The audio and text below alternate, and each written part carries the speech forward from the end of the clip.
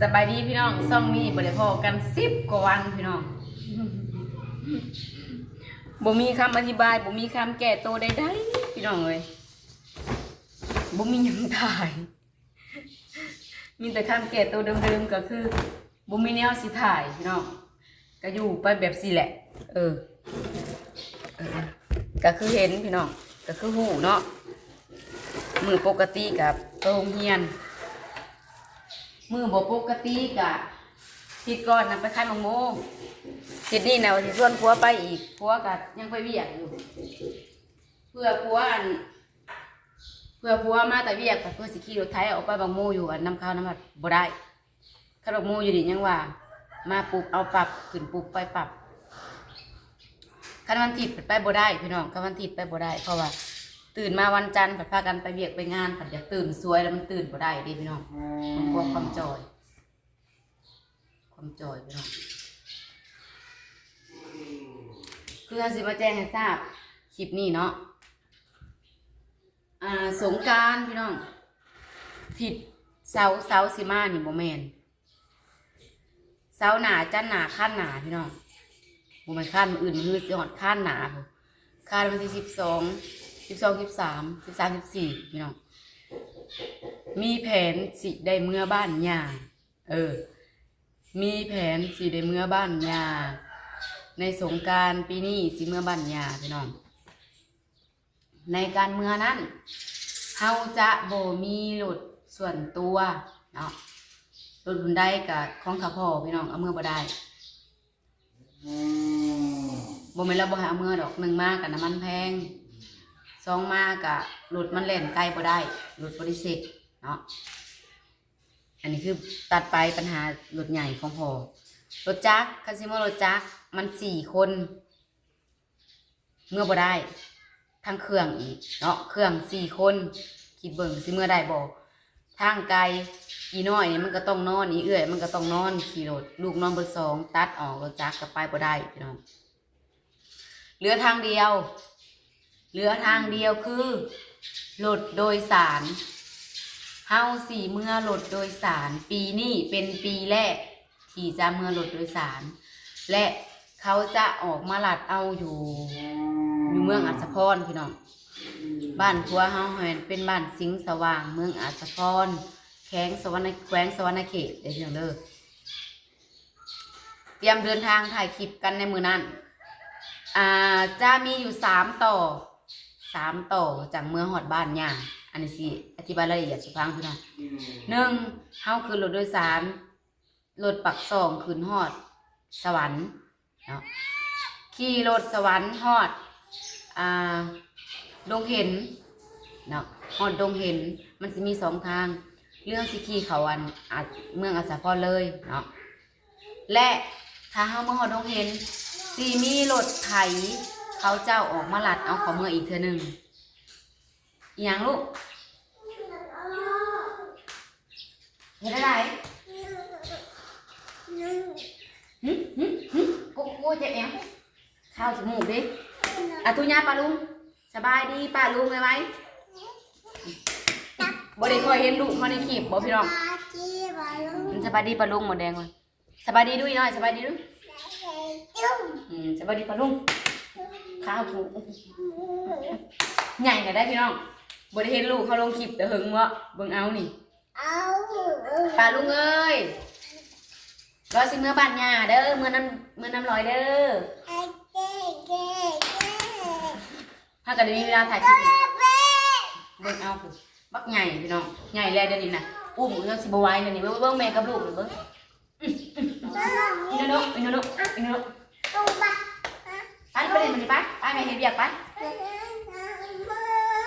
เห็นไหนอันนั้นไปแม่เห็นเบียกไปพาน้องลูกหมดได้ไปเขาลาเผ็ดยังไงนะโอ้ยกลุ่มไรกลุ่มอะไรกินขนมบ่เนาะเขาลงหมดเลยพี่น้องอันนี้ก็เป็นอีกสาเหตุหนึ่งที่ถ่ายคลิปว่าได้พี่น้องถ่ายแล้วก็มาสอบเพื่อสิหัวไปได้นี่เริ่มคือเก่าพี่น้องเพื่อสิไปได้หอดใส่เลยตัดต่อเรื่องใหม่เลยพี่น้องบ้านผัวเฮาเป็นบ้านนอกพี่น้อง เด็กน้อยบ้านนอกเขาบอกไว้ก่อนบางคนก็ยังปลาเปื่อยแหลกกลางบ้านก็มีเป็นแบบบ้านเฮาแต่ข้าวสมัยแต่40 ปี30 40 ปีเนาะบ้านเขาเจ้ายังมีแบบนั้นอยู่และเด็กน้อยเขาเจ้าบ่ได้นุ่งส่งนุ่งเสื้อก็นุ่งแต่ส่งนุ่งปลาเปื่อยรอบบ้านค่ะพี่น้องแต่เฮาบ่ได้ถ่ายให้เบิ่งเนาะเมื่อพูดเฮาบ่ได้ค่อยถ่ายคลิปพี่น้องก็เลยเก็บเสื้อผ้าเก่าของหลานของมาเดียวของพวกหมดแดงของลูกเฮาเมื่อทงบักใหญ่เลยนี่เพราะว่าแต่เก่านะเมื่อรถจักรมันเอาเมื่อลายบ่ได้แต่เครื่องเฮากับครอบครัวเฮานี่ก็พอแห้งแล้วพี่น้องแล้วมันเอาเครื่องตัวสิเมื่อฝากเขานำบ่ได้และไอขึ้นมาอีกเลยตอนนี้แมนขี่โดยสารมีโอกาสเฮาจะซื้อธงดาวเทียมมาใส่และสิเอาเมื่อแจกให้พระเจ้าเลยเนาะและในก่อนตอนแจกเฮากับถ่ายคลิปกับบ่ได้พี่น้องบ่ง่ายกะมันบ่มีความสามารถถ่ายได้มันเก่งมันแบบบ่ฮู้เป็นอะไรพี่น้องว่าง่ายซะเฮาบ่กล้าถ่ายเขาเจ้าสิซะกับอีกอย่างมันก็เป็นบ้านย่าเฮาแน่พี่น้องเฮาก็ต้องเข้าใจเนาะความรู้สึกอันนี้แบบอยากถ่ายแต่บ่กล้าถ่ายเด้เขาก็แน่เมืองเฮาเนาะนี่พี่น้องอันนี้เป็นเสือมะเดี่ยวพี่น้องเป็นเสือมะเดี่ยวตัวใหม่ๆเลยนี่แต่ว่ามะเดี่ยวบ่ได้นุ่งแล้วเขาแม่เก็บมาให้อันนี้เป็นเสือมะเดี่ยวนี่และเครื่องเฮาก็เก็บเมื่อเขาก็บ่กันหลายพี่น้องบ่แม่นว่ามีดอกเฮาบ่ได้นุ่งเฮานุ่งบ่ได้เฮาก็เก็บไปให้เขาเจ้าหายอยู่ฮอดใช้พี่น้องลูกกันแน่นอนแล้วแล้วก็บ่มีแต่เครื่องเฮาพี่น้องเป็นเครื่องนุ่งที่แบบว่าคนอื่นเอาให้เฮาก็เก็บมาไว้พี่น้องบ่แม่นหยังเก็บมาไว้ตัวใดนุ่งเฮาก็นุ่งของเก่าเขาเจ้าคือกันพี่น้องไผเอาให้เฮาก็เอาตัวใดนุ่งได้เฮาก็นุ่งตัวใดนุ่งบ่ได้เฮาก็เอาไว้เป็นผ้าเศษจังซี่เด้ใครสิให้เฮาก็เก็บเอาเลยบางเทื่อเฮาตัวบ่พอดีเฮานุ่งได้ตัวบ่พอดีเฮาก็เก็บไว้มาให้เขาเจ้าอยู่บ้าน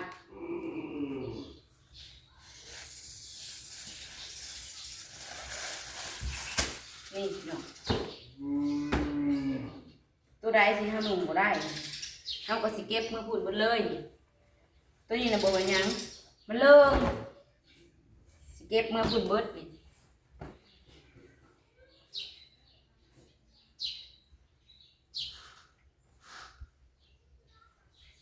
มีแต่เลิงเบิดเลยเฮาน่ะบ่ได้เฮาก็สิเก็บใส่ถุงกระสอบกระเทียม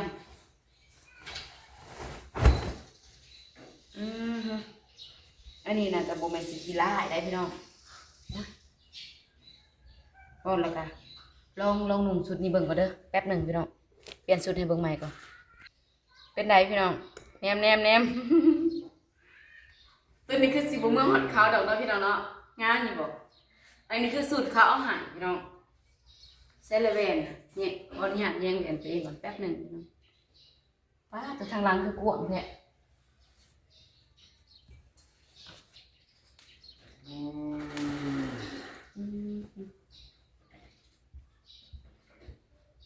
เป็นไง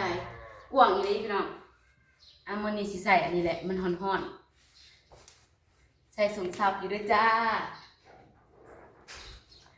ขั้นข้าวกว่านี้คือสิขาดนะพี่น้องอันนี้มันแหล่โพด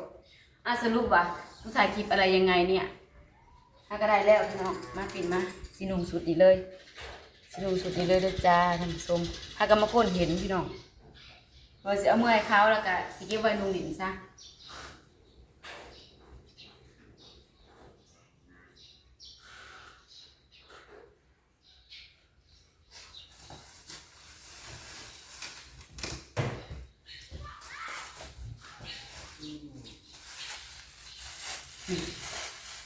เครื่อง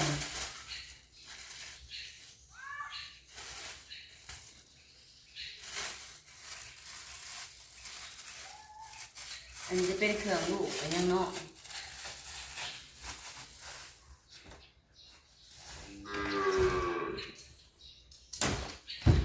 มาคนตู้ตัวนี้ไปนี่พี่น้องมาคนตู้ตัวนี้เนาะ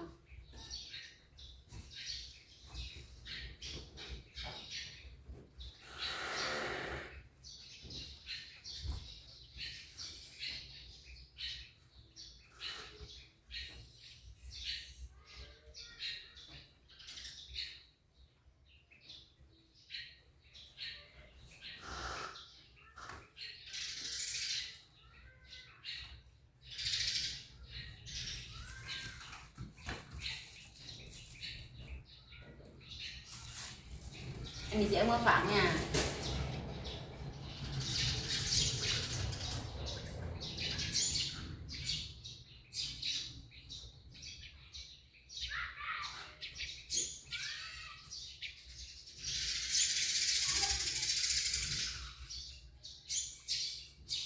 เฉพาะเครื่องห้ามมีสิบลายปันไดพี่น้อง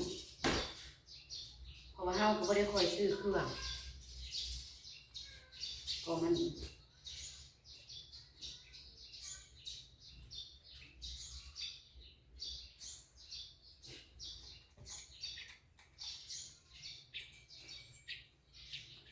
พับแล้วก็คนคือเก่า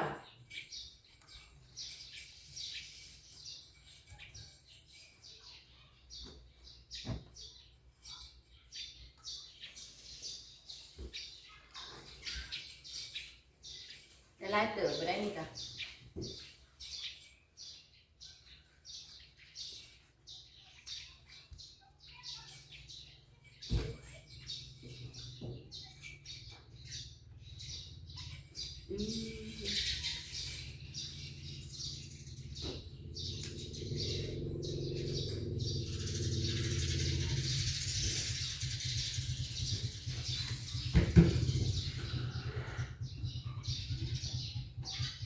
ใครมาวะ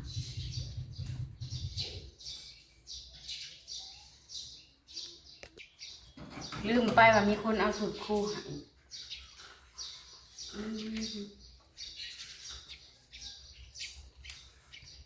ลืมเบิดที่นี่พี่น้องเครื่องงามถ้าสิมาคนเครื่องลูกอัน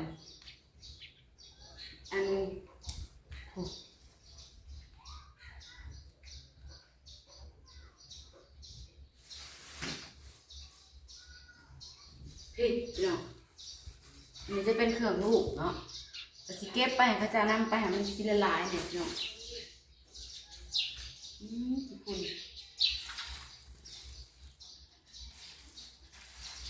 บุพต้องเอาตัวมันไปสิคุณก่อน